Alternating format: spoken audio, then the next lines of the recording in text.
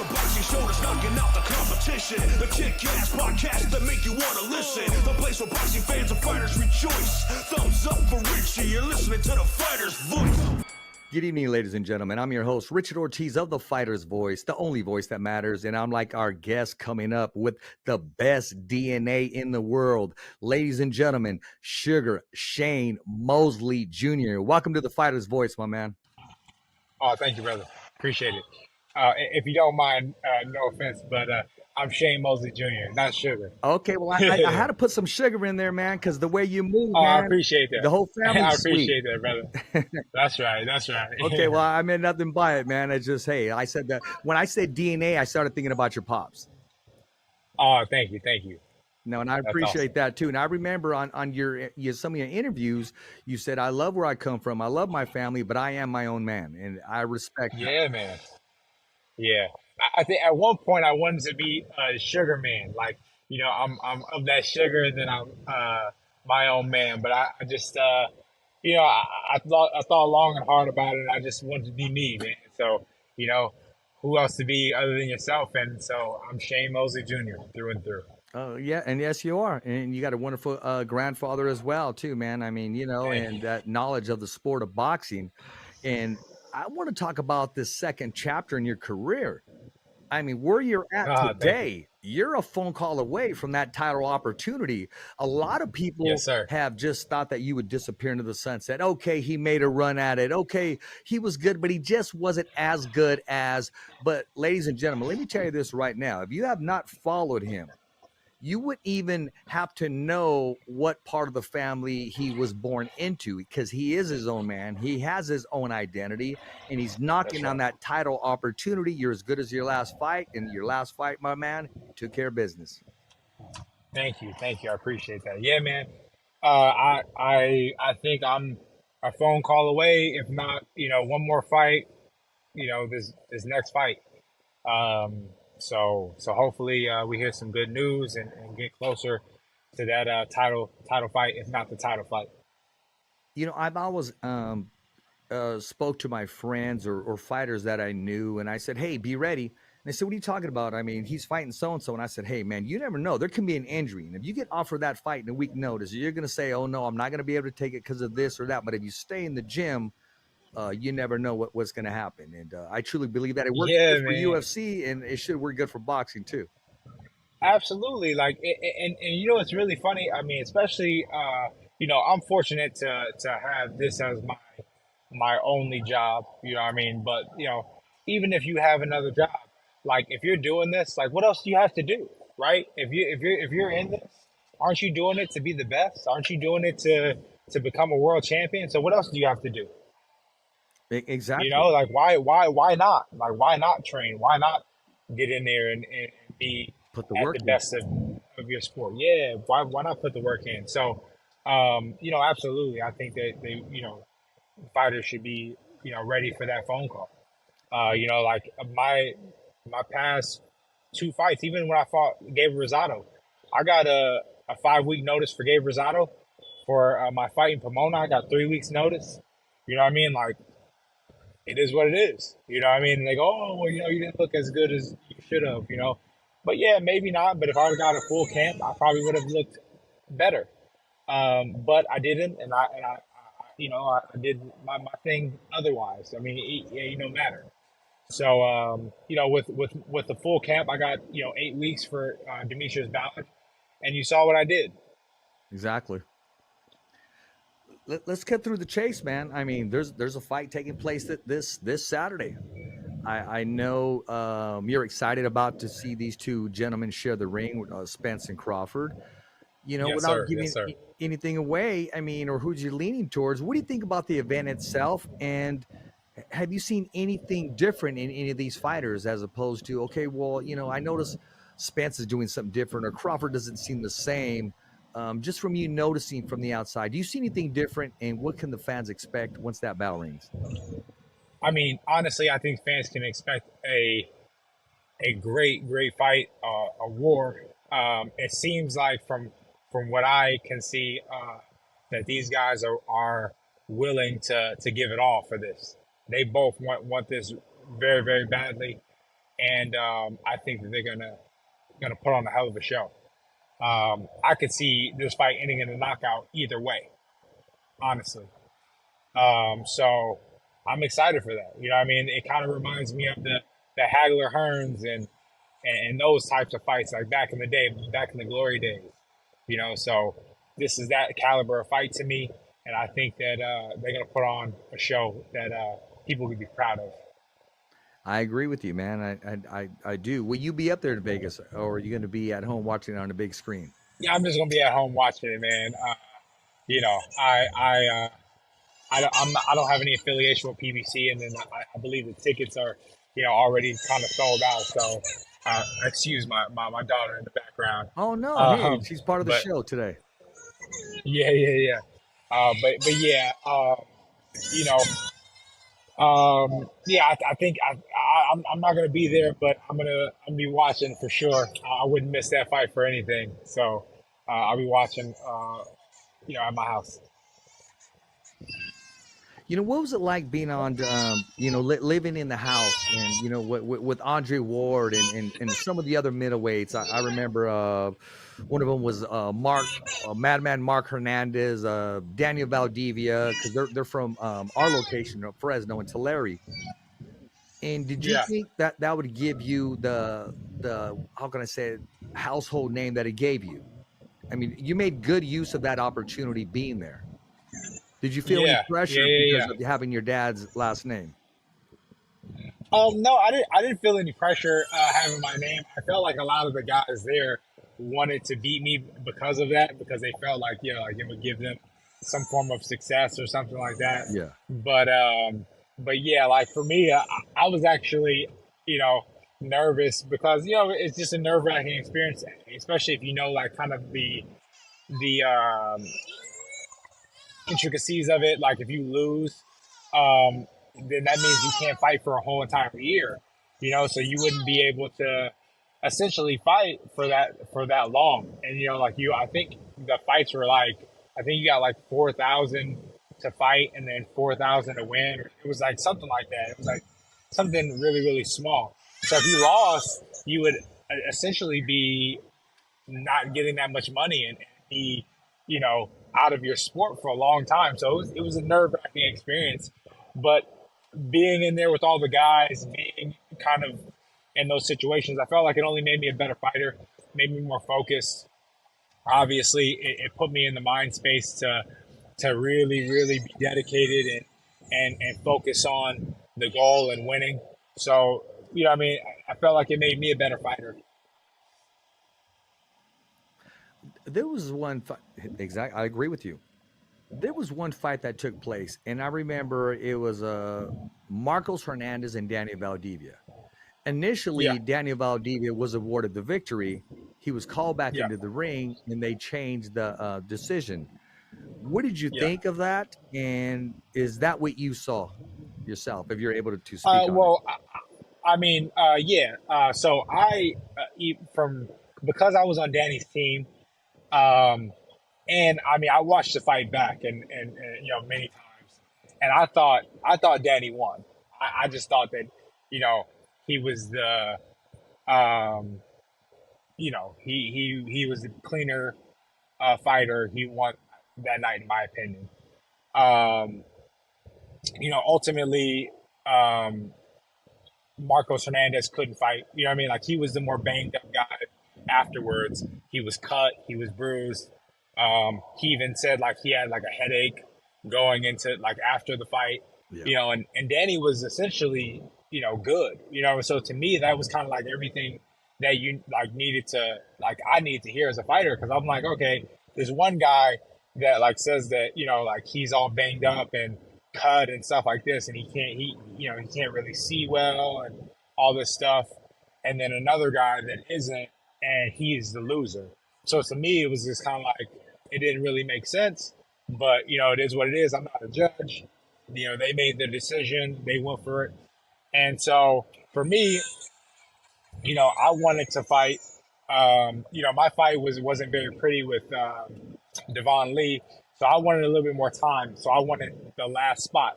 And also Marcos Hernandez put himself in the last spot. So, you know, we were going to get matched up together. You know what I mean? Because I wanted a longer time for the tournament. He wanted a longer time to kind of recover. Ultimately, he couldn't fight. So they asked me, who do I want to put in his place to fight? And I said, well, I personally felt that Danny won the fight. So why wouldn't I put Danny in that position? There were some other guys that I could have put in there to fight, but I truthfully felt that Danny was the winner of that fight, and I should have be fighting him if it was going to be anybody. So I chose to fight Danny Valdivia. Well, I remember reflecting back and watching it, and you were one of my favorites going in. It was like a freaking soap opera, man. I actually even got in Yeah. an argument with my girl because I wasn't going to wait, because we would tape it or whatever. And she Yeah. brought groceries coming in, and I'm watching it. And she was, "Are you freaking kidding me?" And it's she doesn't watch boxing. She just stays away from it. But she was into the drama, the storytelling, and when they take a piece of you and they talk to you about certain things, and they need to run that back. They do, and bring some of you guys back into the picture so you can talk to these young fighters and say, "Look, man, keep your mind ready, keep focused." And I'm preaching to the choir here. I just see you doing Yeah. things other than boxing because of your personality, in the way you conduct yourself, in your demeanor, Thank you. and wanting to be your own person. Yeah, thank you. I appreciate that. Yeah, I would love to do stuff outside of boxing, afterwards. But the main goal right now is the main thing's the main thing, and that is, becoming a world champion. I even told my dad, I was like, I'm gonna be a undisputed champion at middleweight, and I was like, I'm gonna do something you never did before, and he was like, all right, like you do that, you go ahead and do that. So that's my goal. Once I get my first belt, I'm going for all of them. Why not? There you go. That's a great belt. I mean, a great belt. That's a great goal. I mean, winning that first bout too. And I know there's some belts out there. I know Triple G has relinquished some, and there's some that are there, and you're waiting for your Yeah, opportunity. yeah. What? And I can say Sugar Shane who? Yeah, I can say Sugar Shane who? there you, Nah, there you go.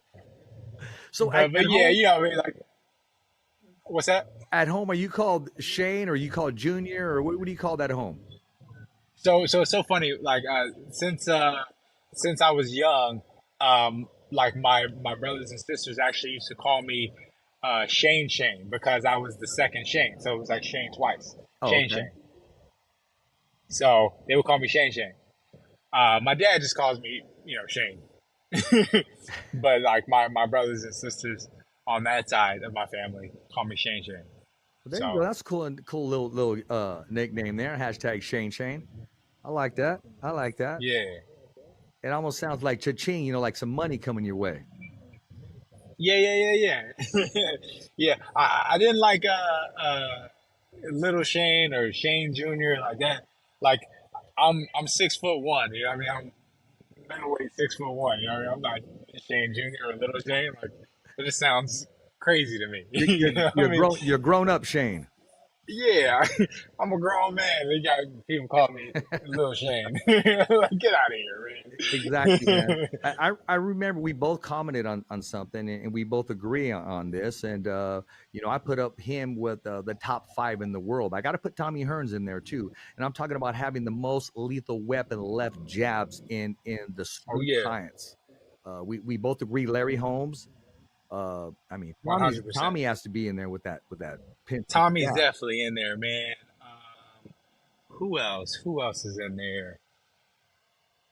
And there's I mean, people that honestly, have that. Oscar De La Hoya. Oh, Oscar De La Hoya's got to be in there. yeah, no, exactly. I mean, if you want to keep it real, Michael Moore had a great jab at Michael Southpaw. Moore, man. And see, What's so funny is I love my dad's jab. Probably because it's like kind of similar to mine. But I like the way he like flicks it. It's annoying. Like, if anybody who's ever been in there with a guy that throws a pestering. jab like that, it's a very it's a very annoying jab because the way like my dad almost like stiff arms and like kind of like slaps you up like this, Yeah. kind of how like Larry Holmes is saying. He's like, I kind of slap him up and then I hit him when I want to hit him hard. I hit him with the bang, But like my dad's jab was kind of like that because he was trying to set you up for the right hand. So, depending on what you're trying to do with the jab, I feel like they can be useful, and I feel like every fighter should have a varied jab. You know what I mean? They should have different variations of the same punch. Because if you throw the punch the same way every time, they'll get a beam on you. So you want to be able to have a few types of jabs, a few types of speeds, just different things like that you can vary, and not just one.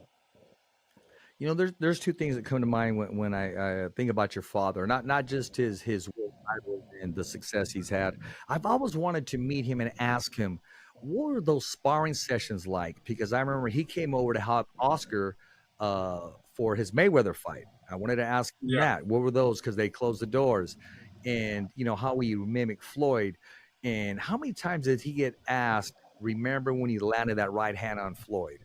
I mean, one left hook away, another Well, punch away from I mean, history.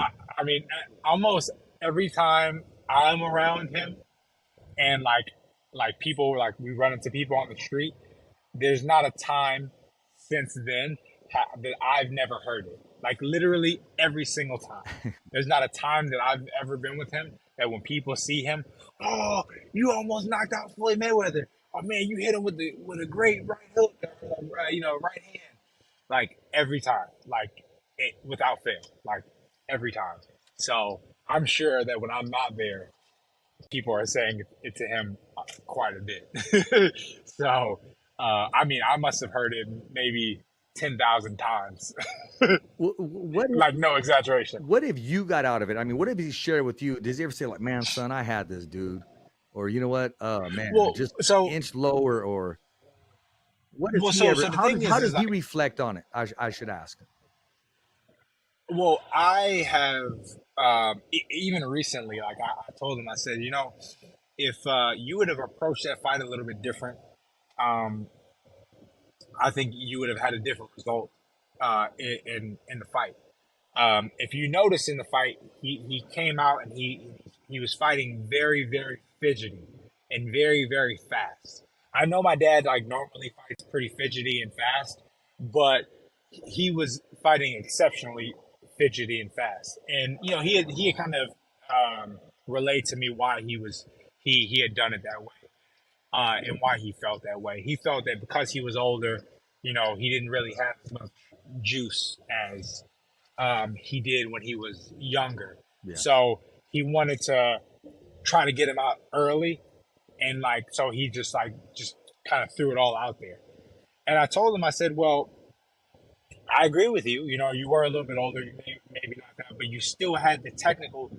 You were still technically sound, and you were still technically aware, and have the understanding. That understanding of boxing never went away for you. You still understand certain things and certain abilities.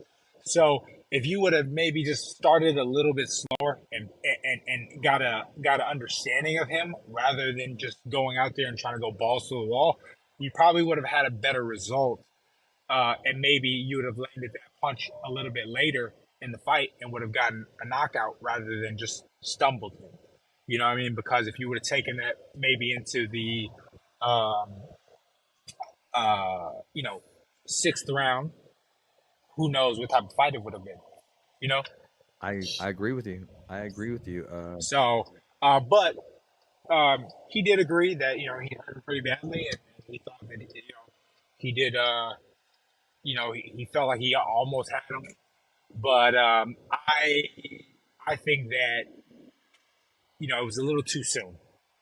He put him on alert too soon. So, he unfortunately, I think he killed his opportunity rather than got an opportunity. Yeah, he was there. He was able to do a lot of things other fighters couldn't do. A lot of people seem to forget that your dad shared the ring with Fernando Vargas. They've had their Yes, he their did. their rounds in there, and which I thought was a great matchup. And your dad just made it one sided. Yeah, man. I mean, you know, the only Mexican fighter to beat my dad was Canelo Alvarez. Yeah. You know what I mean? Ever. And you know, Canelo doesn't fight like a normal, you know, Mexican fighter. He has many different like styles to him. Yeah. But I feel like, especially, you know, most Mexicans that come from, you know, Southern California and that California area have a similar style. I wouldn't say the same style, but a similar style. And my dad was very familiar with him, kind of growing up in that area and stuff like that. So he was pretty savvy and you know, understanding of that type of style. So he was able to make the adjustments and adapt to it, which made it very difficult for those types of guys to beat him. So you know, I think that's one of the reasons why, you know, he was able to have an up on them. But he particularly Fernando Vargas, he put up a great fight against my dad. Yeah. The first fight, you know, I mean, he felt that, you know, it was really close, which it was before it was stopped. And then the second fight, my dad made the adjustments in order to get the knockout. Oh yeah, your dad just that was day and night. I mean, your dad just that game plan. I mean, whoever came up with that game plan. I mean, just his feints alone. When he started to feint, I was moving. I mean, Yeah. I mean, he sold out really well. Well, I mean, I think he made the big adjustment to essentially instead of throwing the right hand, which he was landing, and the reason why Fernando Vargas got the hematoma on his eye, my dad chose to do the left hook instead, and that's what the left hook is what got him out of there. Yeah, you know, unfortunately for Fernando Vargas. So what do you think about Fernando's kids? What do you think about the younger generation? I mean, what do you think great. about his kids? And I think they all have potential to be you know, great. But I think, you know, of course, Emiliano probably has the highest chances of, well, at least now. And so, you know, I think that they all have a lot of great talent, and I think that they're great fighters. So, but I'm in agreement with a lot of people where I think Emiliano may be the best right now.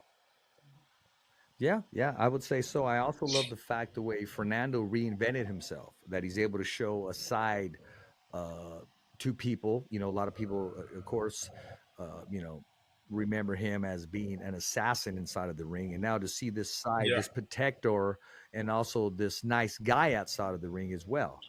A lot of fighters are able to make that adjustment, and some can't. Some continue to live in the past. Yeah, I mean, I know that he attributes a lot of that to him coming to God, to Jesus. Amen, brother. And and also he's at least relayed to me that he's been sober, so that's also been a plus for him. He had told me that is something that had been plaguing him for a long time, and some of the reasons why he said that he would blow up in the middle of camps or like after camps, he would just balloon up because, you know, he would drink, you know, with his buddies or stuff like that and party.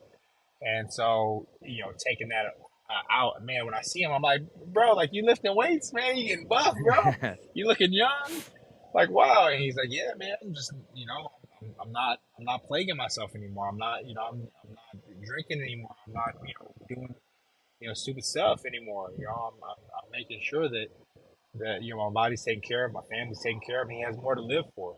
You know, and I, you know, I was telling his kids, you know, like your dad, you know, may not say it, but he needs you guys.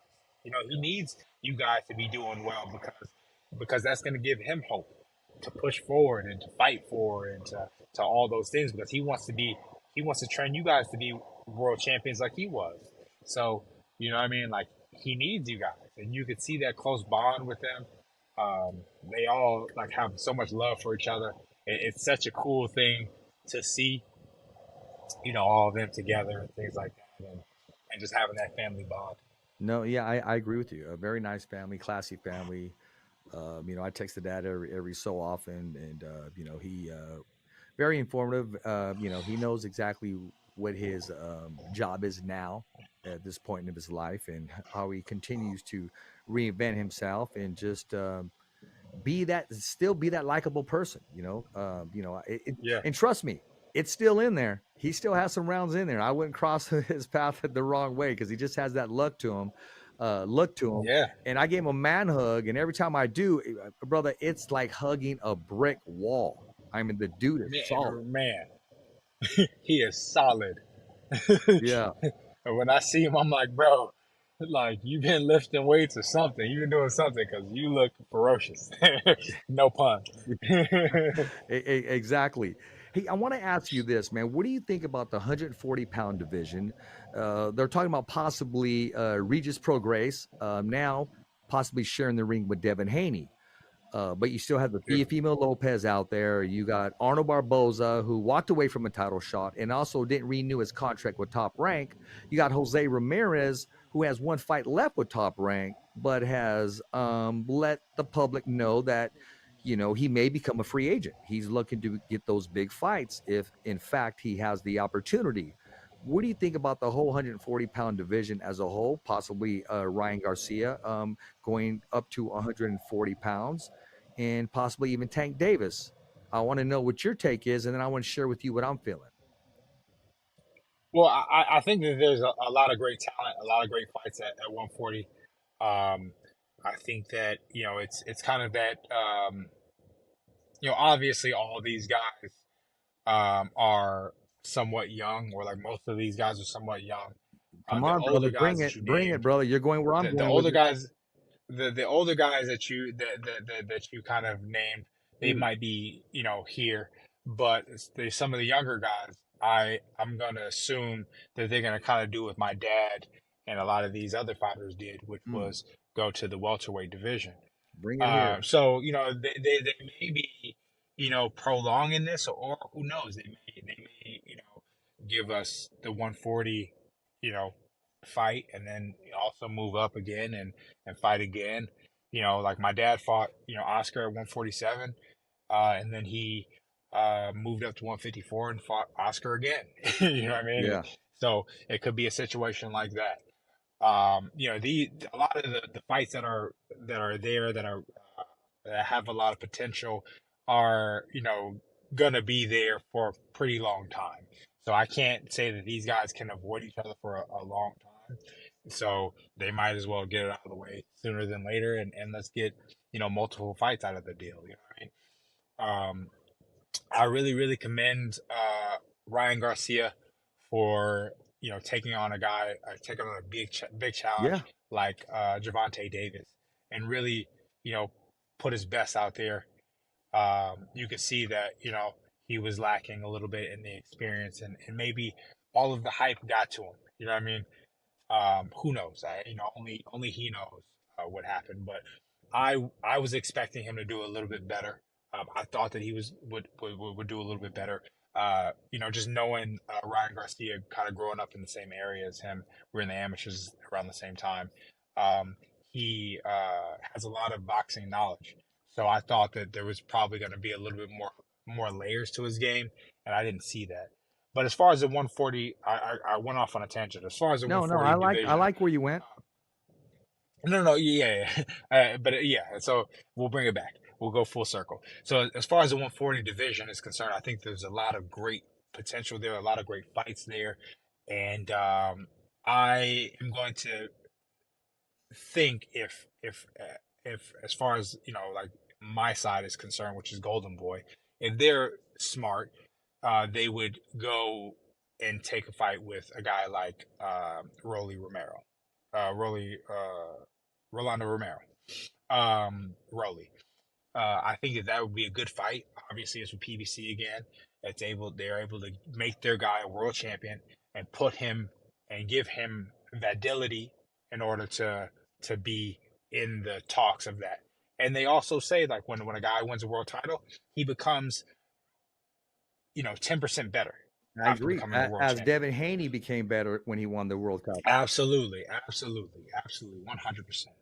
I would love to see, a rematch with him and Lomachenko.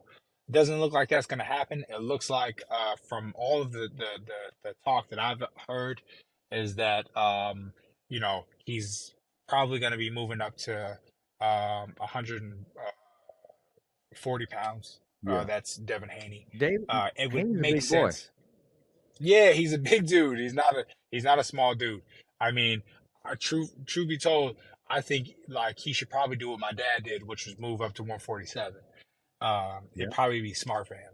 You know what I mean? Because he's a big kid, and he might have more power at that weight. You know what I mean? Like killing yourself, like that much, and to get down to 135 is gonna tax you. I mean, you're obviously not gonna have as much strength. So we might see a stronger, better Devin Haney at a higher weight. You never know. I believe But you will. with that being said, I think that a fight with him and Regis would be a great fight.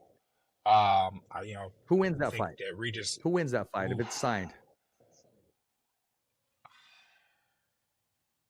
I think with the amount of left hands that I saw Devin Haney get hit with when he fought Lomachenko, I'm thinking if Regis lands Mm-hmm. those same left hands, it might Me be time. a short night. Yeah, Yeah. it might be a short night because it seemed to be pretty easy for Loma. Obviously, Loma and Regis are completely Yeah. different fighters and not with the same skill level, but you are going to be seeing that same style, and so that style I feel like if Regis can land it, can be beneficial. But I thought that Devin looked great against Loma. I thought, watching it back, I thought it was a draw, actually. But nevertheless, I could see how you can give it to him. But I thought he fought great. You know what I mean? I thought he made a really great account for himself. I thought it was a very competitive fight. So, I think that he is a hard fight for anybody. And like Devin Haney is a hard fight for anybody, just how Floyd Mayweather is a hard fight for anybody. You know what I mean? Like, yeah, like he, may not get the knockout or may not, be the quote unquote most exciting fighter to watch, but he's a hard fight for anybody. Nobody like is like, oh yeah, like I'm gonna beat the crap out of him. Like it's hard. You know what I mean? So, with that being said, I think you know, Teofimo Lopez, that's a good fight. Jose Ramirez is just a tough and hard fight for anybody. He's just so technically sound, such a good, strong fighter all the way through. Good technique, good power. Like he has all the attributes of just a great, solid fighter. So I think he's a hard fight for any of those guys. And then Teofimo Lopez, man, he looked great against in his last fight, and I was really proud of how he was able to kind of turn that over. So that's good. I'm not sure who he will be fighting next, but I think he shows to be a great fighter and can show up when he's needed. I know he'll be looking for a dance partner if Regis and Devin Haney line up. Then there's a Mm-hmm. possibility, slim possibility. Um, the only holdup now is since Arnold Barboza left Top Rank, it would have been an easier fight for that fight to happen with Lopez and Arnold Barboza. Now, I don't see who exactly is going to share the ring with Lopez. Possibly Jose Ramirez, if they want to do it in possibly September or one of those months. Um, and I would say we talk about Rolly. If I was Broner and you got one last hurrah and an opportunity to clean up your skill set and have one last hurrah in your sport, I'd be calling for that fight. I'd make that fight. Broner and Rolly. Only because let's think about this, Shane. Somebody has to win, right? Yeah, no, you're right. You're right. Um, Honestly, like if I think from a value standpoint, for a guy like uh, Ryan Garcia, I think that'd be a good fight for him too. I do. I agree with you. I agree with you. That's almost I don't want to say a gimme because nothing's guaranteed in boxing. Look what Ryan Garcia is doing without a belt. Look how much Right. pay-per-view Right. he's done without a belt. Now with that other little Yeah. belt, I don't want to say little, but that other little something, that attributes there, I mean, sky's the limit. Right. 100%. I feel like if Golden Boy and Ryan Garcia, these guys are smart, I think you go for Rolando Romero first, pin him down, Absolutely. get that out the way. No offense to Rolly, but I think that Ryan Hey Shane, wins. let's keep it real, okay? I mean, Yeah, no offense there's to been a him, couple but times he's I been think awarded the belt. His best performance was a yeah, loss to Davis. He's no pushover yeah, either, but I just don't think I don't see him beating Ryan Garcia. I don't see him beating Teofimo Lopez. I just don't see them beating any of Arnold Barboza yeah, or Jose Ramirez. yeah. And honestly, for him, it only makes sense for him. Like if you're gonna if you know you're gonna go out, you might as well Get go the out money. with the most money. Exactly. With the most money, right? So go out there and fight. Who's gonna give you the most money? More than likely, it's gonna be Ryan Garcia. So you go out there and go get the most money for your and who knows? You might clip him, You never know. and he goes out. Yeah. You never know. You might clip him and he goes out. You've seen the sparring sessions. Yeah. You know what I mean? Like he's definitely clipped Ryan before. So, he can most definitely do that and really cash in. So with that being said, I think that's probably the best fight for him. I think that he would be the most interested in that fight. And then, you get Ryan, a title defense against a guy like we talked about, Adrian Broner. Boom. And then he goes in there, you keep that money going, you keep that stardom going, and then he goes in there and maybe goes to try to unify the belts. You know what I mean? So it makes sense to me. I think that, that's for him at least, that's the best way to go. I think, at least from what has been discussed, is Devin wants to go fight Regis Prograis and then Teofimo Lopez. So that sounds like a pretty good,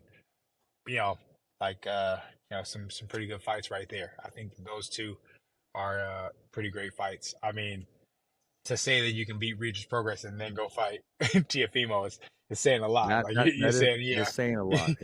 You're pretty ballsy, but if that's that's what he's saying. Aside from that, since it's Devin says he's going up and he doesn't want to fight Shakur Stevenson or Lomachenko, why not Shakur Stevenson and Lomachenko? What a great fight. I agree with you there. You're going you're laying everything down for me. You're giving me an alley-oop and I'm about to slam dunk right now. First of all, you touched on, all right, let's this. get it. We know boxing has a small window. And if we got to put, yes, it does. You didn't say the names, but we can figure it all out. When you put the Ramirez's and the Barbozas in the same category and we're calling them elder already, we're only doing that because the younger generation is about to take over. Right. That window is closing right now. There's a screen on that window and it's about to get closed. Now, if we put Shakur Stevenson in the 140-pound division, all bets are off. It's a wrap. I mean, I don't see anybody beating Shakur Stevenson at 140 pounds. I just don't. Who would give him the best fight? Styles make fights. But, I think he should fight Loma, move up. Ryan should fight Rolly. Teofimo needs a dance partner. And that dance partner is either going to be Jose Ramirez or Arnold Barboza, or Jose and Arnold Barboza are going to end up fighting each other, possibly for an interim belt. Regis, I like Regis because when they asked Regis about Rolly, he's like, okay, but I want to fight the best fights out there. Meaning he wants to test his skills because he's not getting any younger. He's still a belt holder. Josh Taylor moved up because he's no longer going to be trying to cut this weight anymore. He's going to move up to 147 pounds. And, he's a big guy. He is a big guy. That's a big dude. He is a big guy. Big dude. Jose Ramirez is a big guy. He's still making 140. all these guys, even Regis can move up to 140, but they know, I mean, I'm sorry, 147s, but they know 140 has the meat. It has the most income and has the most, they're daring themselves to be great. They want to be a household name and they want to be part of this era on fighting each other. That's just what I'm getting out of it. If you had to Yeah. pick a dark horse in this whole, all these names that we mentioned, who would it be? Dark horse. Somebody that somebody's sleeping on.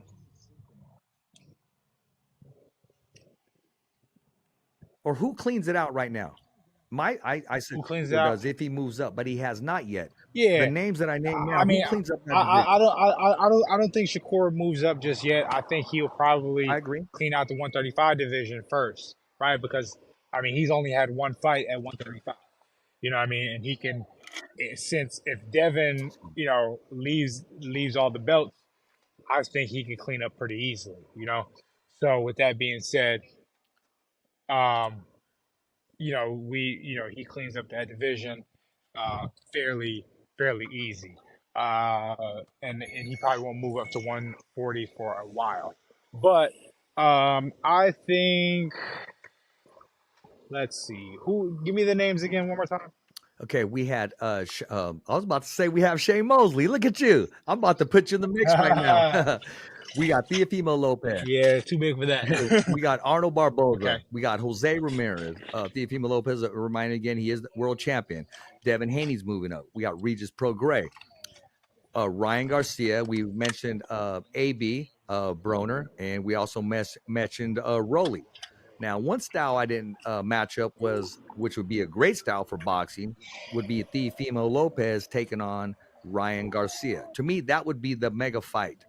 Besides the grudge match between Regis Prograis and Jose Ramirez, but it needs to generate a snowball effect. So I think probably, I would say probably Devin. Devin would probably clean out the division. I don't think he's a dark horse, but I think he cleans out the division. Okay. I think the dark horse would probably be I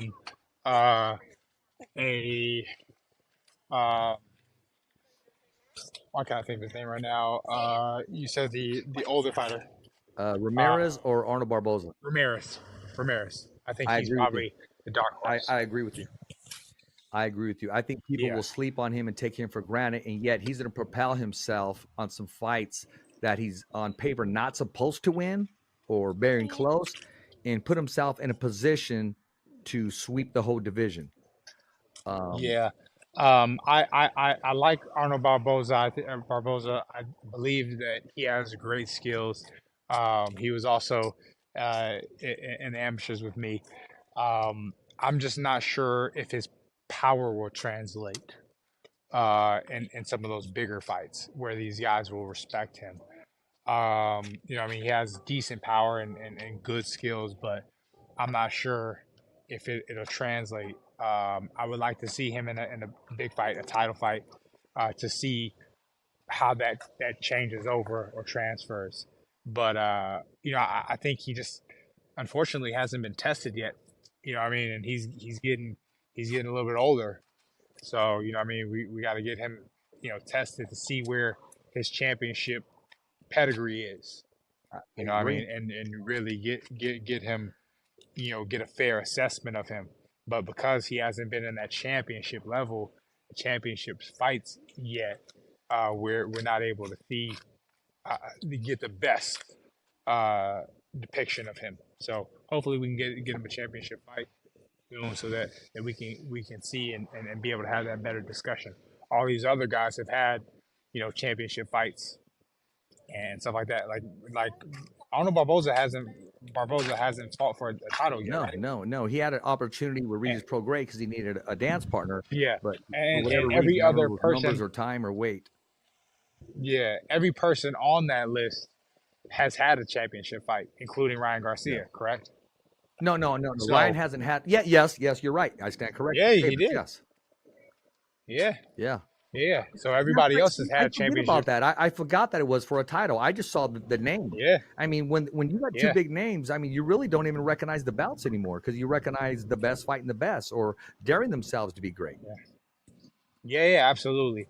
And fighting a guy like honestly, both of those guys, Ryan Garcia and Tank Davis, they kind of surpassed the belts. I agree with you.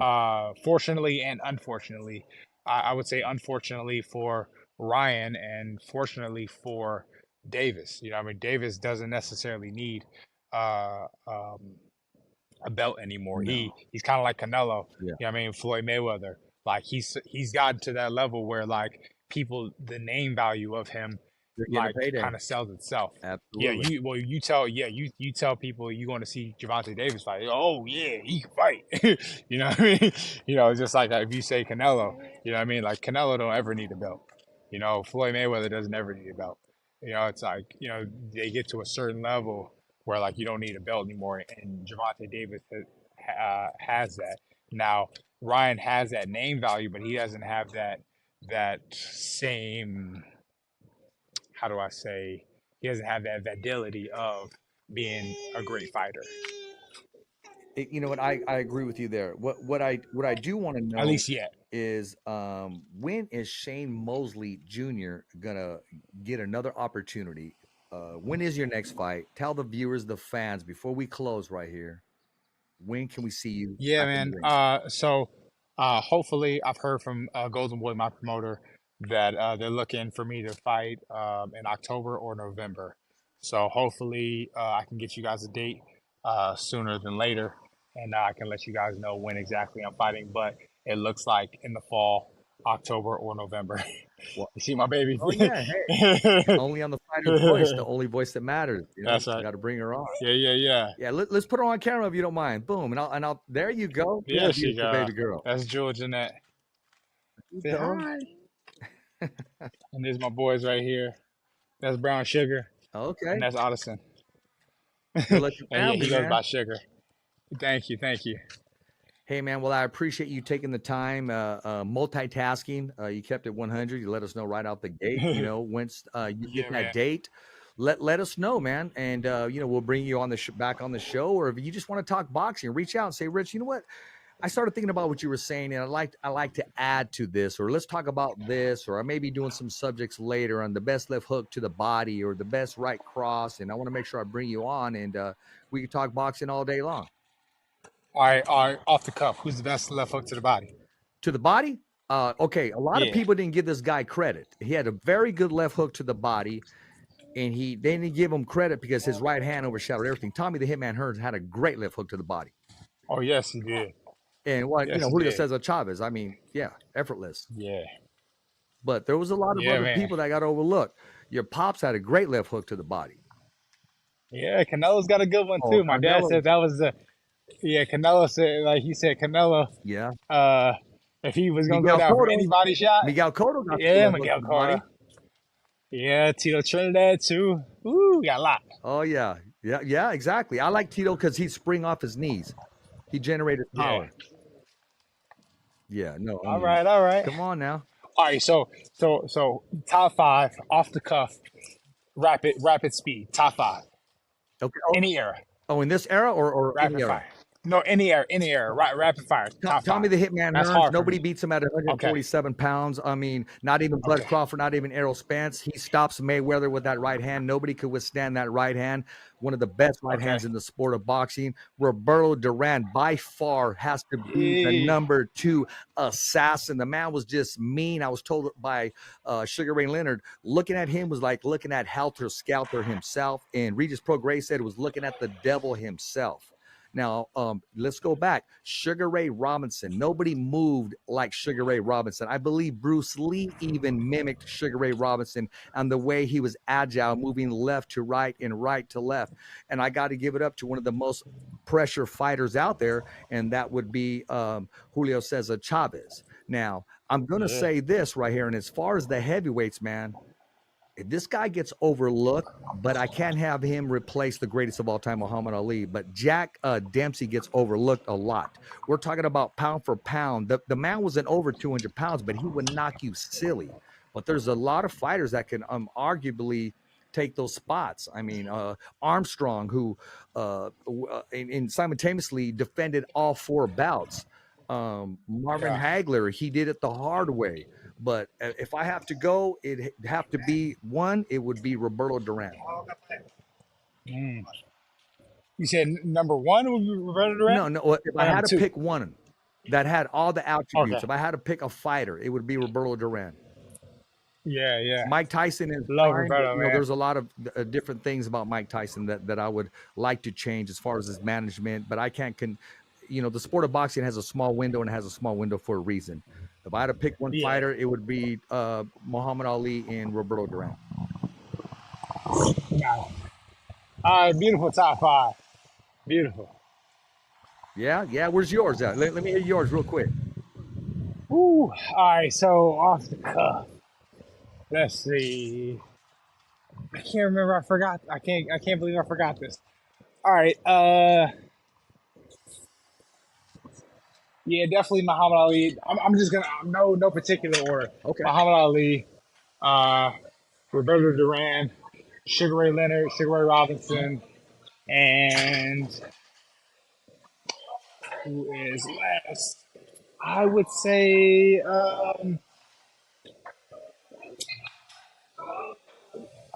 Joe Louis. I like Joe Louis. I like Joe Louis. Very, very accurate. Very accurate. And defensive fighter Pernell Whitaker. Did you notice none of us mentioned Floyd? But it's all good. That's a whole nother topic. Yeah. I mean, I appreciate him a lot, and I think I find myself watching him a lot when I'm getting ready to fight, because I feel like I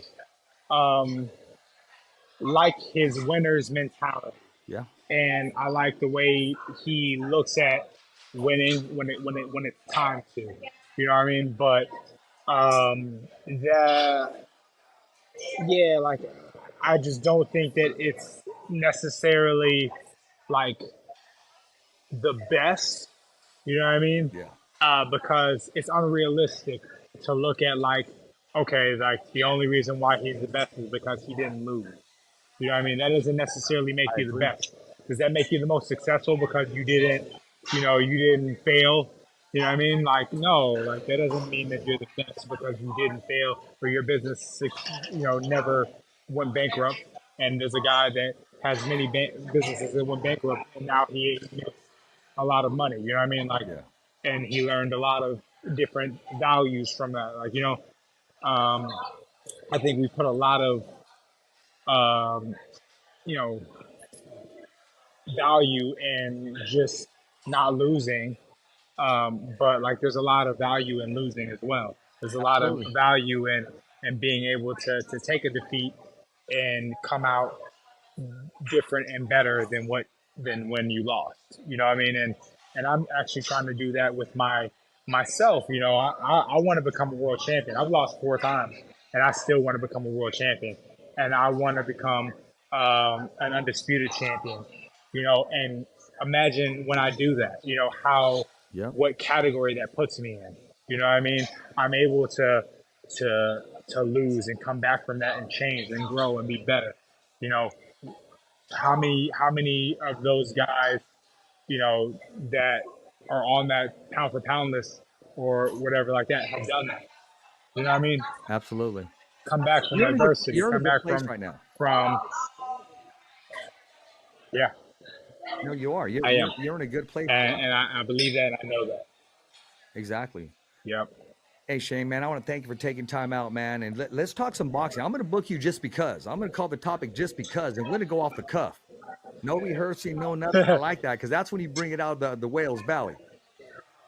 Yeah, what's funny is we should maybe make a segment off the cuff. Okay, let's do that. We'll hashtag it. The Fighter's Yeah. Voice, and I'll bring you on as a guest co-host. You won't be a guest. You'll be a guest co-host. You feel me now? All right, for sure. Okay, for sure. Man. All right, let's I'll do let it. you have your dinner. And this is the best part of the show. As always, I want to thank our guest, Shane Moseley Jr. And as always, it's a wrap. Thumbs up for Richie. Okay, fight fans, it's not goodbye, but until next week. Remember, It's always voiceography at its finest. So on behalf of Richard Ortiz, the special guests, and all the crew, saying hasta luego, babies. And always, thanks for listening.